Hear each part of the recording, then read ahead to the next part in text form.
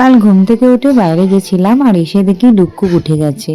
ডুক্কু ডুকু ঘুম থেকে উঠেই বাবাইয়ের আদর খাচ্ছে, আর দেখো কি হামি দিচ্ছে, আর আমাকে দেখে টাটা করছে আর তারপরে ওর মিমো দাদানের কাছে ওকে দিয়ে গেছে। ওই যে বললাম, দাদান এতটাই ব্যস্ত থাকে সারাদিন একদম সময় পায় না, তাই যখন সময় পায় ওই সকালটুকু তখনই দাদানের কাছে বসে থাকে, দাদানের সাথে গল্প করে, পেন দিয়ে আঁকে, কত কিছু করে। আর যেই আমাকে জানলা দিয়ে দেখলো এখন শুধু আমার কাছে আসবে। সো হ্যালো এভরিওয়ান, কেমন আছো তোমরা সবাই? আমার আর একটা মিনি ব্লগে তোমাদের স্বাগত। আজ হলো রবিবার আর সকাল সকাল আমরা একটু যাচ্ছি মাঠের দিকে, কারণ ওর মিমো আর মিষ্টি একটু মাঠের দিকে গেছে। আর আমি ভাবলাম তাহলে ওকে একটু হাঁটিয়ে নিয়ে যাই, আর ও একটু সকালের দিকে বাইরে ঘুরতে যেতে চায়। তারপরে আমরা মাঠের দিকে গিয়ে দেখি ওর মিমো আর মিষ্টি পেয়ারা পাড়ছে, কারণ একটু পেয়ারা মাখা হবে। যাই হোক, পেয়ারা পাড়া হয়ে গেছে আর এখন মিমোর সাথে হাঁটতে হাঁটতে যাচ্ছে বাড়ি। আর তোমরা তো সকলেই জানো যে ডুকুর মিমো থাকলে ও আর কাউকেই লাগে না, মিমোর সাথে সারাদিন ঘোরে, খেলে, খায়। যাই হোক, বাড়িতে এসে দেখি আমাদের বাগানে ফুটে গেছে রেন লিলি, যেটার জন্য আমার সারা বছরের অপেক্ষা থাকে। ওদিকে মিঠাইকে মা গাছ দিয়েছিল, সেই গাছেও রেন লিলি ফুটে গেছে, সেটাই মিঠাই আমাকে দেখাচ্ছিল। তারপর ডুকু বসে আছে মিমোর গাড়িতে বাবাইয়ের সাথে, আর ওদিকে আমি চা করে নিয়ে চলে এলাম। শুধু আমি একা না, ডুকুও বসে গেছে, তবে চাও খায় না, ও একটু বিস্কুট খাচ্ছে। ওকে আমি বিস্কুট দিতে চাই না, কিন্তু সবাইকে দেখে ও একটু বিস্কুট খেতে চাইছিল। বিয়ের পর থেকে সকালে স্নান করাটাই আমার অভ্যাস হয়ে গেছে, তাই বাড়িতেও এসে সকালে স্নান করে নিই। অন্যদিন আরও সকালে স্নান হয়, কিন্তু কাল ছুটির দিন সবাই ছিল, তাই জন্য আগে চাটা খেয়ে নিয়েছিলাম, তারপরে চলে গেছিলাম স্নান করতে। স্নান সেরে আগে জামা কাপড়গুলো মেলে দিচ্ছি, কারণ যা ওয়েদার, সব সময় তো রোদ দিচ্ছে না, এই জন্য যতটা শুকায় ততটাই ভালো। আর যেগুলো সকালের জন্য দিয়েছিলাম ডুকুর কাঁথা, ওগুলো মোটামুটি শুকিয়ে গেছে, তাই ভাবলাম বাইরে আর রাখবো না, কারণ যখন তখন বৃষ্টি চলে আসে, ওগুলো নিয়ে একটু ঘরেই মেলে দেবো। ডুকুকে নিয়ে তো এখন আমি স্কিন কেয়ার করার সময় একদমই পাই না, এমনকি ফেস ওয়াশ যে করবো সেটাও হয় না। তাই ভাবলাম ডুকু যখন এখন ঘুমাচ্ছে, স্নানও হয়ে গেছে, তাহলে ফেস ওয়াশটা করে নিই। প্রতিদিনই ভাবি কিছু না কিছু স্কিন কেয়ার করবো, কিন্তু কিছুই হয় না। তাই সুরজিৎ বলল, রোজ ওয়াটারটা নিয়ে এসছিস কিন্তু কখনোই মাখিস না, তাই বললাম তাহলে তুই স্প্রে করে দে। এই জন্য আমাকে স্প্রে করে দিচ্ছে। ওদিকে গোপালদা দিদি একটু বেরোবে, এই জন্য সুরজিৎ বাইকটা বের করে দিচ্ছে। আর দেখো এতক্ষণ তো মেঘলা ছিল, এখন আবার কি সুন্দর রোদ বেরিয়েছে। যাই হোক, ওরা একটুখানি বেরোক, ততক্ষণে ডুগুও ঘুমিয়ে নিচ্ছে, আমি বাকি কাজগুলো যেগুলো আছে সেগুলো সেরে নিই। তারপর খানিকক্ষণ বাদে বাবু চলে এলো, আর বাবু আসার পর সুরজিৎ বা গোপালদা যখনই যেয়ে থাকুক না কেন, বাবুর ব্যাগগুলো একটু ধরে দেয়। এদিকে ডুগুর মিঠাই দিদি সেজেগুজে ওর সাথে একবার দেখা করতে এসছে, কারণ মিঠাই দিদি যাচ্ছে অনুষ্ঠান বাড়ি নিমন্ত্রণ খেতে। তারপর বেলা কিছুটা হয়ে গেছে, প্রায় 11:30 মতো। আমার প্রচণ্ড খিদে পেয়ে গেছে।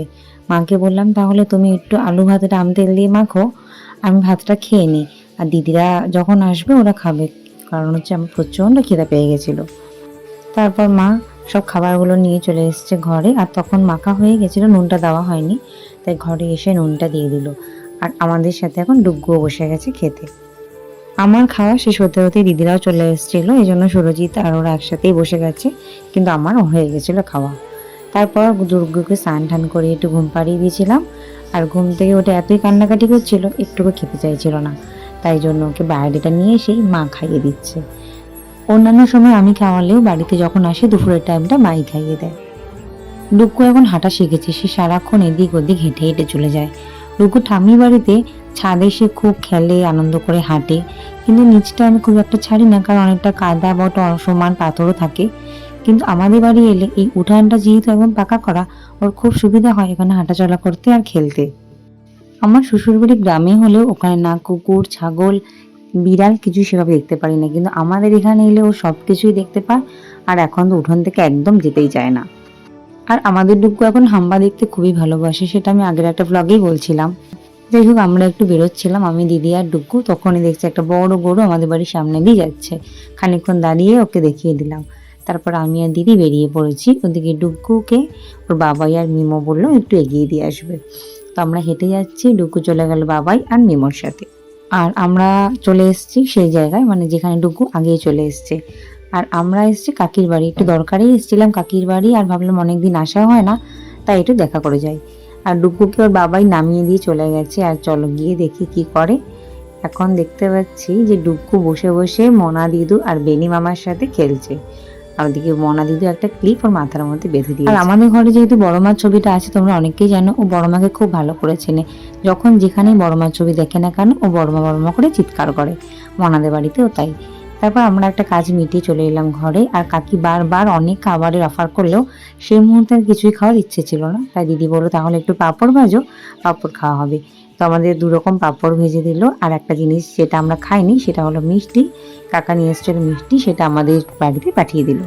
বাড়ি আসার পর প্রথমে ডুকুকে খাইয়ে দিয়েছিলাম, তারপর খানিকক্ষণ পর আমরা খাওয়া দাওয়া করলাম, মানে সন্ধ্যার টিফিন, চা আর মুড়ি। মা সারাদিন এতই কাজ করে যে একটু বিশ্রাম নেওয়ার সময় পায় না, সেটা বিয়ের আগেও যেমন এখনো তেমন। তাই ভাবলাম যখন আমি বাড়িতে আছি আর ডুকু একটু ঘুমিয়ে পড়েছে, তাহলে আজকে সন্ধ্যার রাতের যে খাওয়া দাওয়া হবে সেই আটাটা আমি মেখে ফেলি। আটা বেলা বা রুটি করার অভ্যাস আমার একেবারেই নেই, বাড়িতে তো কোনোদিন করিনি। ওই বাড়ি যাওয়ার পর মাসখানেক হয়তো করেছিলাম, তারপর আবার মাই করে। তো ওই জন্য 2 বাড়িতে 1 বাড়ি তো আমার করা হয় না, তাই মাঝে মাঝে চেষ্টা করি যে 1-2 করে অভ্যাস করার। আজকে এই ভিডিওটা তাহলে এখানেই শেষ করছি। দেখা হবে খুব তাড়াতাড়ি নতুন আরো ব্লগ নিয়ে। আজকের মতো টাটা, সবাই খুব ভালো থেকো, সাবধানে থেকো।